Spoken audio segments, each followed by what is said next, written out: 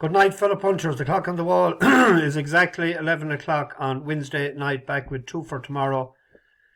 Bit later than I had planned. Things were going according to plan earlier, and then a bout of tiredness hit me about 9:15, and I fell asleep until about 10:15, I'd say. It delayed me. Didn't sleep well last night, not sure why. Maybe because I was reading and watching videos about Yutaki Take, the Japanese rider of Alrifa, on Sunday. I was thinking he's 55 years of age, so hopefully the reason he stayed in riding for one more year was to ride the winner of the Prix de l'Arc de Triomphe. Dreams do come true, you know. So we hope his dream comes true. But I'm blaming it on him that I couldn't sleep last night. I've no idea the real reason. But I was late out of the traps this morning, or later than I thought. And then I get the broadband with the fibre optic cable connected on Friday, and they had looking for a pole today because they thought it was coming from behind and it was out at the front, and they needed to get into the house, and delayed me, so I didn't get to Sligo as I had planned to go earlier and do a bit of shopping and buy a shirt in Sligo, but I didn't. Bought one was coming though. Bought one for Sunday or Saturday, one of the days. Shout out to a few newcomers on the bus: Eric Nairn, Pádraig Collins, Jamie 32, Timewise, and John Godfrey. And there was a Johnny Gleeson that I missed as well there the other day. If I get a chance, I know that there could be a couple more that I missed in the last week. I wasn't fully on top of things. Hit the subscribe button if you don't mind. We're going nicely. We're over 8k. So the next target is 1,000. 9,000. We had two non-runners today. Nottingham was called off. It's All About You and Powdering. They had no chance, and we hadn't much of a chance with Mickey the Steel, the way the ground dried out. As a couple of days now have been caught with ground going the opposite way the way I thought. You can see it was 7-4 this morning, drifted out to 4-1. And money came for the winner. And he had won on good ground before, so the ground suited him. And it also suited the horse that ran on to be second, Inishmore Prince, who would not have finished second if the ground was heavy. But when decisions are made in a person's mind 48 hours in advance and the weather changes, what can we do? I'll have to try and come up with some sort of a system to write something up to put in a proviso if the ground changes. And I had a proviso in, and the other one I was saying the handbrake could be a problem, but handbrake was totally forgot about today, and she showed her ability, and she's a nice little filly that, and when she goes up to 2 mile, like that was 1:06 today, and she showed that she can stay the 2 miles at Newcastle. Reel her in. She did reel them in and I thought, I was watching it actually in the Blue Bookies, and I was saying she went out to the garden next door, and the next thing out of the blue, I seen this flying by, and she won by a neck. I was the one that she got up because the angle of the television or the angle of the camera wasn't hectic, but Grand SP is 7-2 as well. That went out to 5-1 in the middle of the day, because I was saying it was a right each way bet at 5-1, because you'd be thinking, but then I was saying there's no point backing it again at 5-1, because you'll either win or else you'll be out the back of the television. It'll be either Jackson or Johnson, but it was Jackson for us. I mentioned two more. William Twee ran terrible, and thank you for somebody for telling us the real reason for that. Here's a question that needs to be answered as well by somebody smarter than me with phones and whatever. There's a number I have for a person in Paris, and I have the number. and I was told to put +33. What's the plus on the phone? I don't see any plus. Is that, what do you hit if you're trying to ring that person? Because you only have the star and you have the asterisk. Where's the plus? Or am I missing something? Or is there a plus? I don't know. Maybe someone might know. Maybe the man that's going with me might know. I've forgot about to ask him, but I'll ask him. See, Blue Stocking was supplemented today for 120,000. A Buzz Horse. So that needs cut in the ground. The more cut, the better for her as well. But it's good. We'll see her running in the flesh. She has won us a few pounds this year. And I think Sweet William is going on Saturday as well. It'd be good to see him in the flesh. So that leaves the door a bit here open then for the long distance cup on Champions Day for Al Nayyir. With them running and that taking a break, and it hosed up the last day for us. It's a 6-1 shot. Could back that each way maybe for that. Kyprios is favourite for it, but will he run? Probably, but it's only a couple of weeks after his trip to France. I'm waffling on a bit there too much, am I? 2 for tomorrow. Eventually, will we see this horse running? Nariko. I'll say it silently for fear there's cameras or if there's someone listening to us, because I've tipped it up twice before. And it was suitable ground, I thought, the last time, and there was no excuse given for it being pulled out. Oisin Murphy in the plate.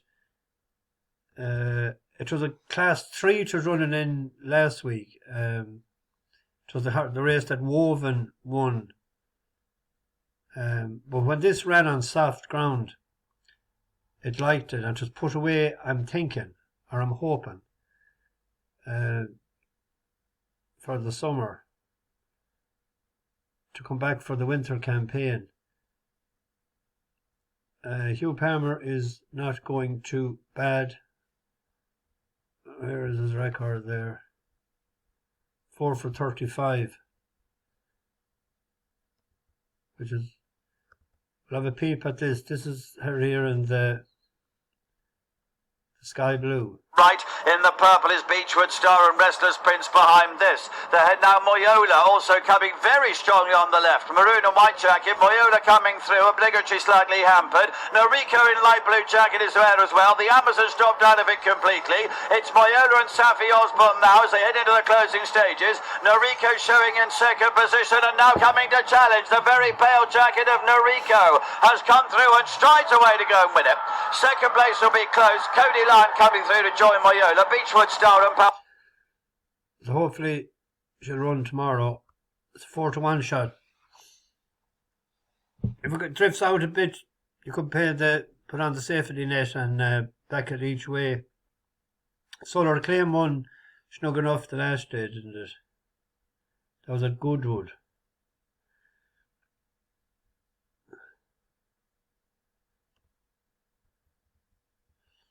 That was heavy ground as well.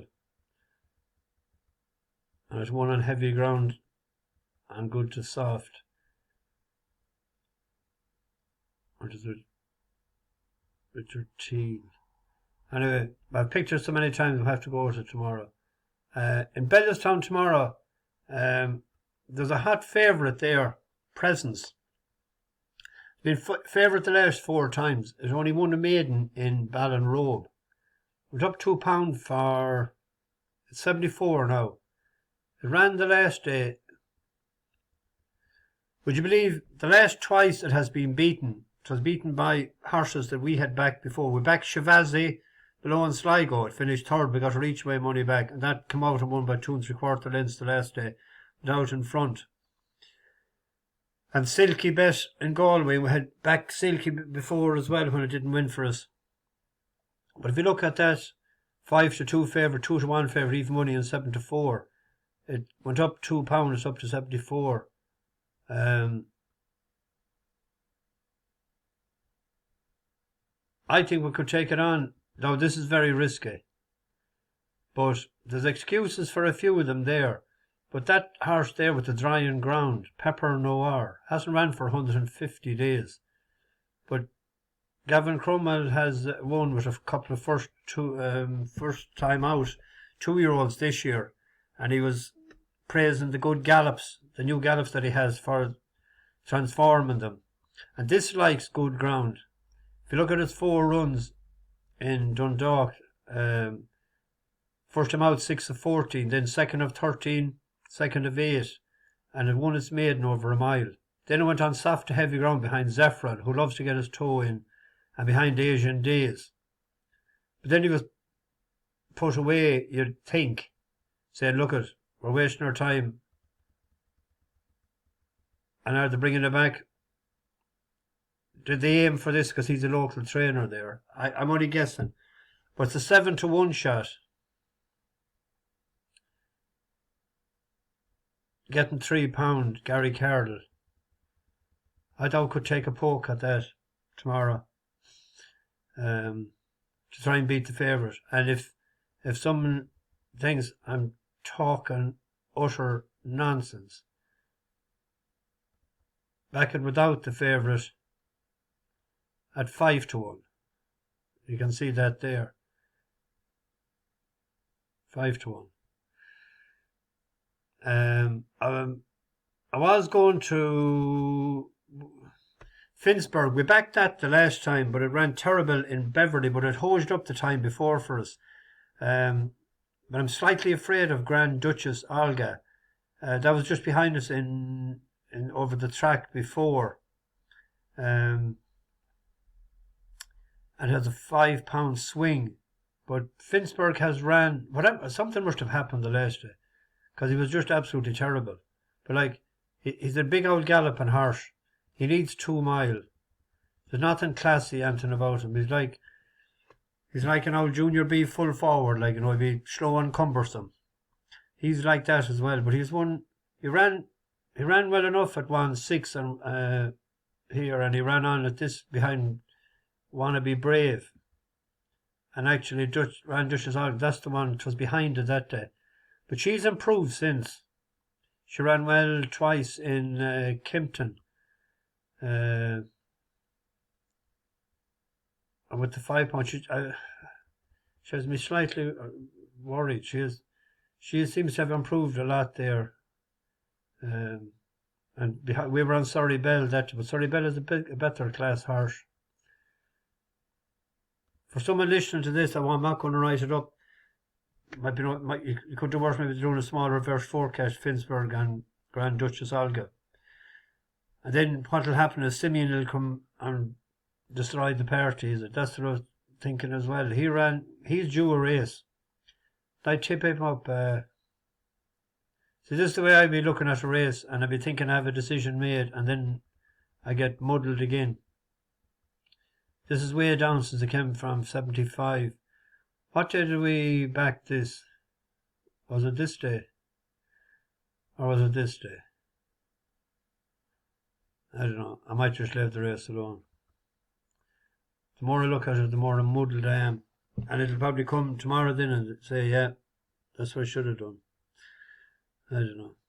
I better get this into the oven anyway and get to bed. Where are we here? Bash the bookies over and out.